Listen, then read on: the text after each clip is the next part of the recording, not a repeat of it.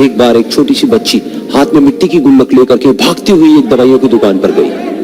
वो काफी देर तक वहां पर खड़ी रही, लेकिन दुकानदार का ध्यान उसकी तरफ नहीं गया, क्योंकि और भी बहुत सारे लोग खड़े हुए थे। उसने दुकानदार को कई बार बुलाया, लेकिन वहां पर भीड़ इतनी थी कि दुकानदार का ध्यान उसकी तरफ गया ही नहीं। और फिर उस बच्ची को थोड़ा सा गुस्सा आया, तो उसने अपनी मिट्टी की गुल्लक लेकर के वही काउंटर पर जोर से रख दी, जिसके बाद में जो दुकानदार था और जितने भी लोग खड़े थे वो सब उस बच्ची की तरफ देखने लग गए। और फिर उस दुकानदार ने उस बच्ची से पूछा, बेटे आपको क्या चाहिए? तो वो बड़े ही भोलेपन से बोली कि मुझे एक चमत्कार चाहिए। ये सुनकर के दुकानदार को कुछ समझ नहीं आया, ना ही वहां पर जो लोग थे उनको कुछ समझ में आया, और सब उसकी तरफ देखने लग गए। फिर दुकानदार ने बोला, बेटे चमत्कार तो यहाँ पर नहीं मिलता है। तो बच्ची को लगा कि वो उससे झूठ बोल रहा है, तो बच्ची ने कहा कि मेरी गुल्लक में बहुत पैसे हैं, आप बताओ आपको कितने पैसे चाहिए, लेकिन मैं आज यहाँ से चमत्कार लेकर के ही जाऊंगी। तो वही काउंटर पे एक और आदमी खड़ा था, उसने उस बच्ची से पूछा कि बेटे क्यों चाहिए तुमको चमत्कार? तब उस बच्ची ने अपनी कहानी बताई कि अभी कुछ दिन पहले मेरे भाई के सर में बहुत तेज दर्द हुआ, तो मेरे पापा मम्मी उसको हॉस्पिटल ले गए। उसके बाद कई दिन तक मेरा भाई घर नहीं आया। तो मैंने कई बार अपने पापा से पूछा, लेकिन उन्होंने मुझे कुछ नहीं बताया। उन्होंने बार बार यही कहा कि वो आ जाएगा, वो कल आ जाएगा, वो कल आ जाएगा, लेकिन वो आ ही नहीं रहा था। तो मैंने देखा कि मम्मी रो रही है, और पापा मम्मी को कह रहे थे कि उसकी दवाइयों के लिए और उसके इलाज के लिए जितने पैसे चाहिए उतने मेरे पास में नहीं है, अब उसको कोई चमत्कार ही बचा सकता है।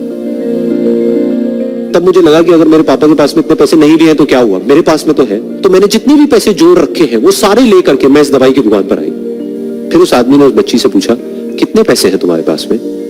ये सुनते उस बच्ची ने अपनी गुल्लक उठाई, जमीन पर फेंकी और तोड़ दी, और पैसे गिनने लग गई। बाकी सब लोग खड़े होकर के उसको देख रहे थे। थोड़ी देर बाद उसने सारे पैसे अपने हाथ में इकट्ठे किए और बोली, मेरे पास में पूरे 19 रुपए हैं। वो जो आदमी वहां पर खड़ा था वो थोड़ा सा मुस्कुराया और बोला कि अरे तुम्हारे पास में तो पूरे पैसे हैं, इतने का ही तो आता है चमत्कार।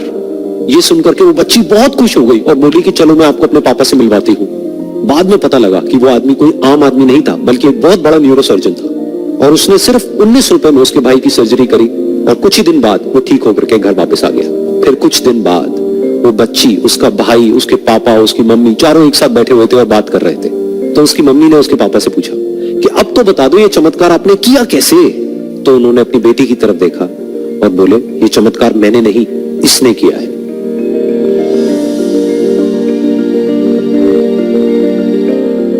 तो यहां पर एक बहुत बड़ी बात है जो हम उस छोटी सी बच्ची से सीख सकते हैं कि जिंदगी में कभी कभी ऐसा होता है कि हमको कोई रास्ता नजर नहीं आ रहा होता है और हम लोग हिम्मत हार जाते हैं। तब हमारे अंदर एक बच्चा होता है जो कोशिश करने से कभी भी पीछे नहीं हटता है। वो हार मानने को तैयार नहीं होता है, क्योंकि उसको ना शब्द समझ नहीं आता है।